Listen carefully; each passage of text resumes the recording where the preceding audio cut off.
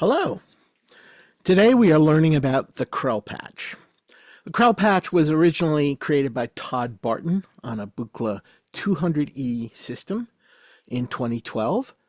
It's named after the mysterious aliens in the 1956 movie Forbidden Planet. The Krell patch is an example of a generative patch because whenever a note is over, it randomly triggers the next note.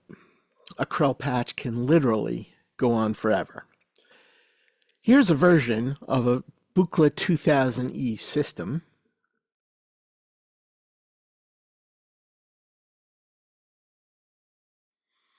And here's a screenshot of Todd Barton's patch.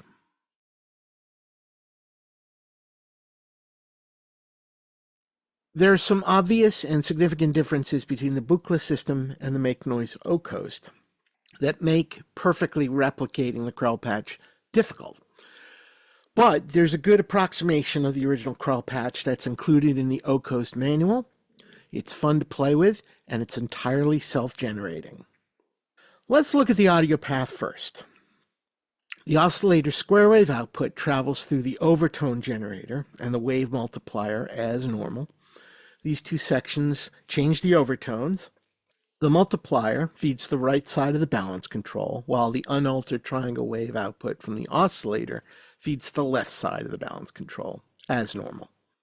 The balance control feeds the dynamic processor, and the dynamic section feeds the output. So there's nothing going on in the audio path that's any different from the normal signal flow through the O-Coast, and therefore there's nothing in the audio path to patch.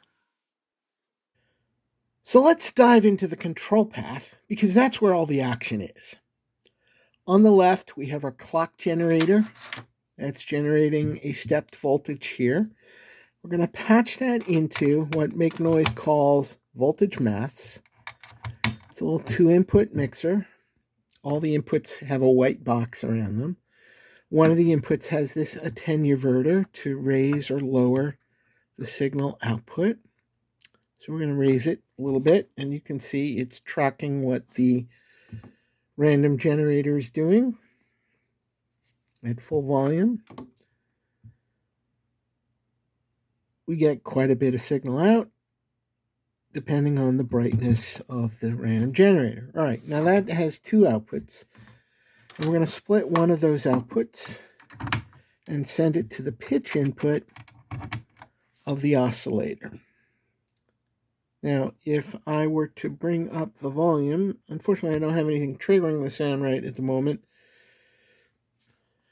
but we'll get to that in a second. So, the right output is feeding the oscillator's pitch input, and we'll hear randomly chosen pitches. We're going to feed the left into the time input of the slope generator.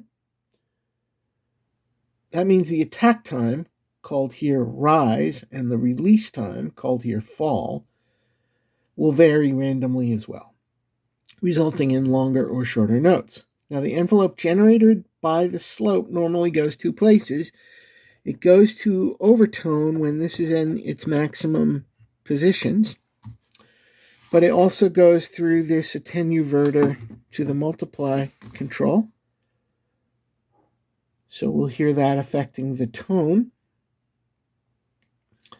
And we're also going to patch it to, we're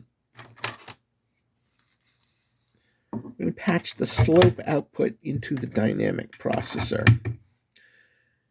Let me turn on the cycle function and let's hear a little of that.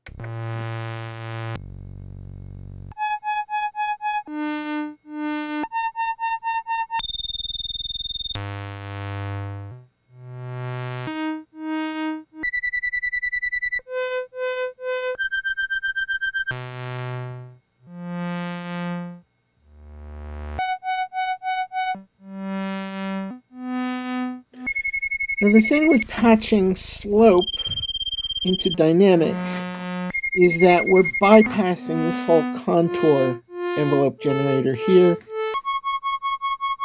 and we're controlling everything from the slope generator.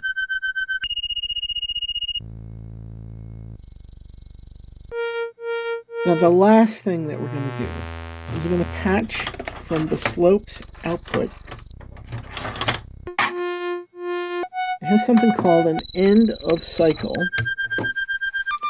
And that end of cycle, you see a little yellow LED coming on every time a note ends. We're going to have that go to the tempo input. And this is just like hitting the tap tempo function.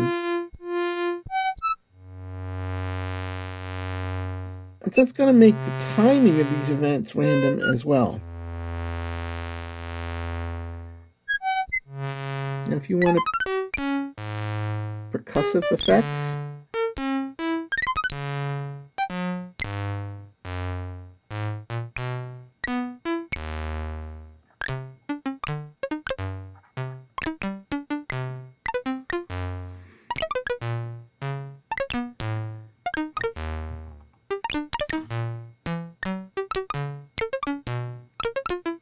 this is a completely self-generating patch.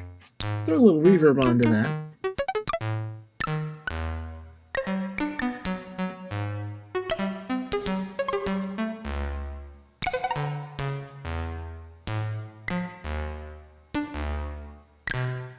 And so here's what's happening. Every time the clock generates a new random voltage, that random voltage is affecting both the pitch and the timing of slope. Slope is cycling, and we set some arbitrary rise and fall times.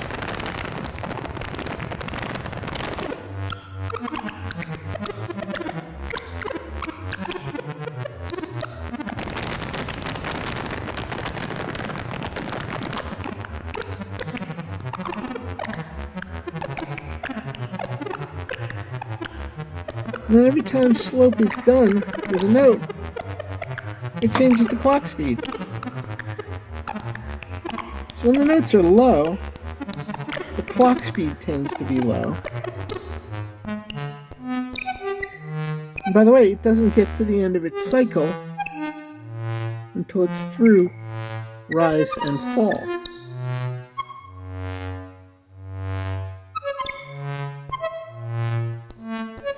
And you can adjust how much.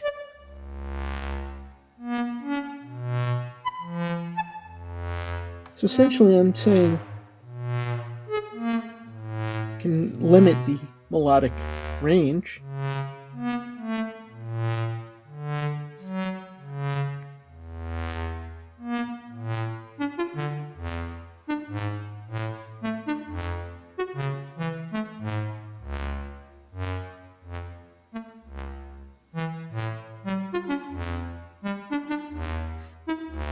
Or I can expand it.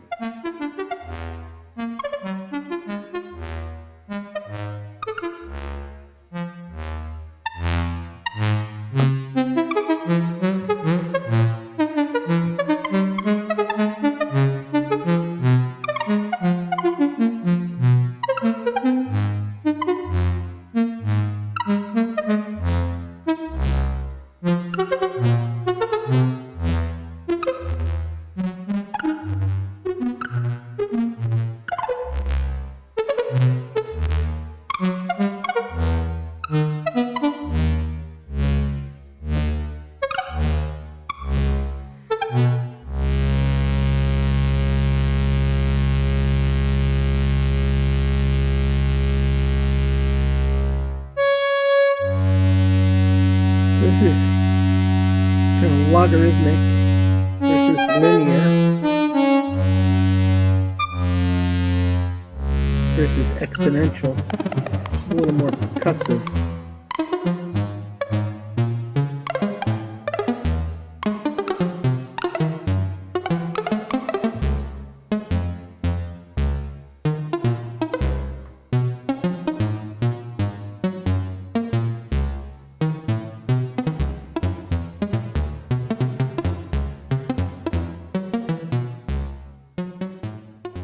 So to recap, patching on the O coast is easy.